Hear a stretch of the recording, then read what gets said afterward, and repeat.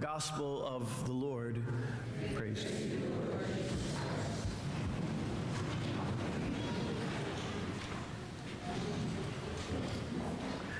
Typically, the first reading is during the Easter season from the Acts of the Apostles, and it tells the story in a chronological order. In other words, it starts with the beginning and then goes through. But except for last week and this week, it's very interesting. Last week we heard from the second chapter of Acts, but the latter part of the second chapter of Acts, those two things that I spoke about, what are we devoted to and the resurrection. And this week, however, goes back to the beginning of the second chapter to tell us the speech, the message, the little sermon that Peter gave to the crowd that had gathered around them at the Pentecost event. So what we heard last week happens a bit later in the story, because it's the story of the community as it had gathered together after that event. We get the event today. Nonetheless, it points us to that reality that I spoke of last week, to what are we devoted, because it's just one thing. And in our faith, it is always just one thing to which we ought to be devoted. What is that one thing? The joy of the resurrection. And that's really the message that the apostles preached in those early days. The focus of their proclamation was indeed the resurrection of Jesus Christ from the dead. And it really must be our focus. And the reason why it has to be our focus is because it is the one and only thing that unites us, that brings us together, that makes us one. It's the one and only thing that brings us together. Why are we here? Why do we gather every week? Because of the resurrection. That's why. Quite simply, because Jesus died and rose from the dead. St. John the 23rd, you've heard of him, yes? He's a little fellow that we kind of have a little patronage to here, our patron saint, John the 23rd. On his deathbed was known to pray over and over again the words of Jesus, the prayer of Jesus. And it goes something like this: Ut omnes unum sint. It's a Latin phrase. Ut omnes unum sint. And what does it mean? Quite simply, the prayer of Jesus, that they may be one. John oversaw a church that was in turmoil, and he recognized that need to bring the church back together, that they be one. And the only place that we can find that unity is in Jesus Christ. When we get caught up in all of the other things and the other stuff and the junk of life, the everything else, we miss out on that just one thing. And when we miss out on that just one thing, we risk all of the conflicts that separate us.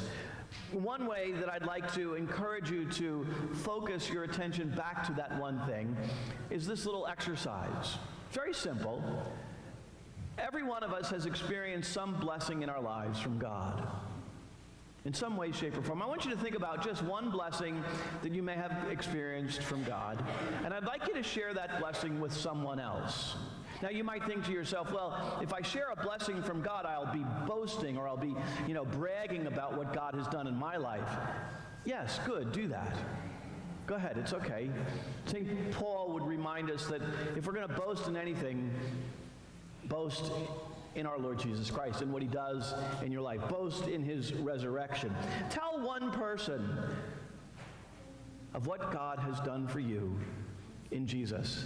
Witness to the resurrection in your life, and find in that a sense of unity with those around you that is brought only through the power of the Holy Spirit. Last week I spoke to you about the survey that we need to do to look at what the proposal. It's your opportunity to offer a proposal to say, yeah, I'm going to support this, or no, I'm not. It's the proposal to seek permission to reconfigure St. John the 23rd, or St. Peter and Paul Church to become St. John the 23rd Church. They're passing out the surveys right now. There's pencils in the pew. I ask that you just do one per household.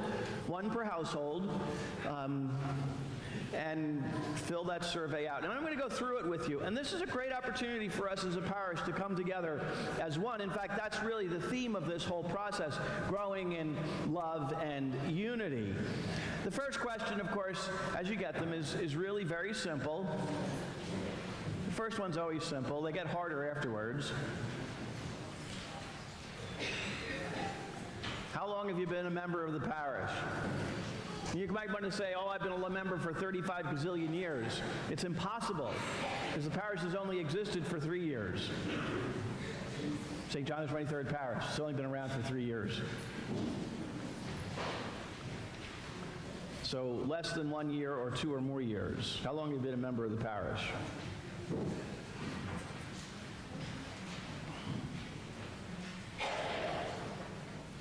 The second question is, again, simple.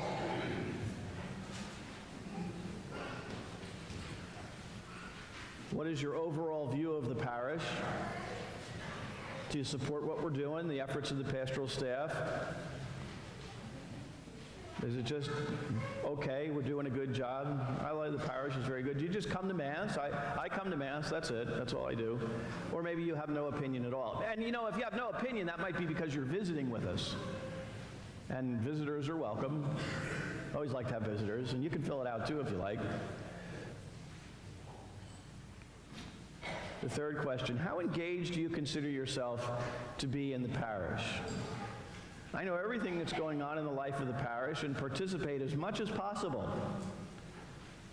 I know that there are activities, but my participation is limited. It might be limited because of health or age or that sort of thing, but for whatever reason. I attend Mass each week. You know, that's all you do is attend Mass. I'm not involved because I am visiting, and I'd like to become more involved. And for those, just answer one question. And all you have to do is circle the letter for each one, okay? You don't circle the letter. Next one. There's a current plan to renovate St. Peter and Paul Church to become the new church of St. John the 23rd in order to grow in love and unity.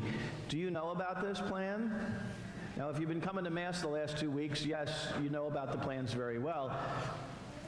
If you only came last week and missed Easter, you know that the plans exist.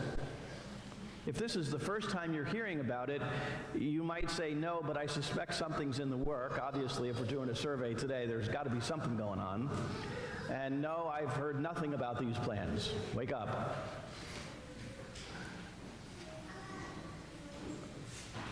And what's your opinion of the plan? I fully support it. I support the effort with reservation. And if you have any reservations, on the backside there's a space for comments. Please, I'd like you to just let me know what your reservations are. They may be some things that I can answer at another time. There may be things that I can't answer, but just fill out those reservations, if you would, be so kind as to. I have no opinion. I do not support this effort at all. That's a possibility. It's okay. What's your opinion? The next one. So the projected cost of this plan is about $750,000. Do you agree with the parish leadership recommendation that a 3-year capital campaign be considered to fund this project? I totally agree. I agree. I have reservations. I do not agree at all. I have no opinion.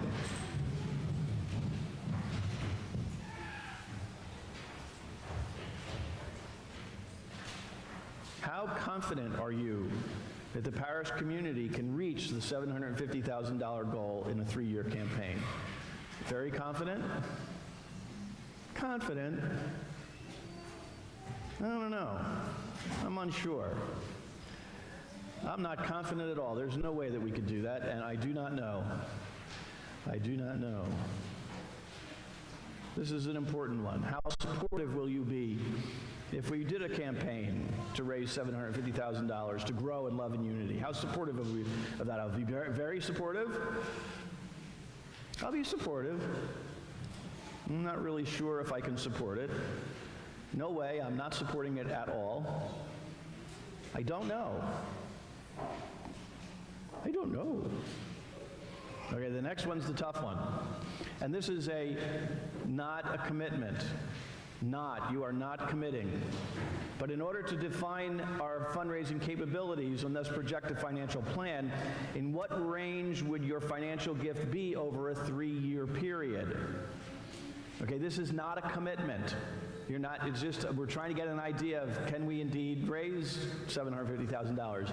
And maybe you're in a position to give $20,000. That would be wonderful. I'm sure everybody wants to be able to do that. That would come out to about $550 a month for 3 years. And that's in addition, folks, you got to remember, it's in addition to what you normally contribute to the parish week by week, okay? $10,000 to $20,000 is $270 a month or more. $5,000 to $10,000 is $138 or more. That's a month, in addition to.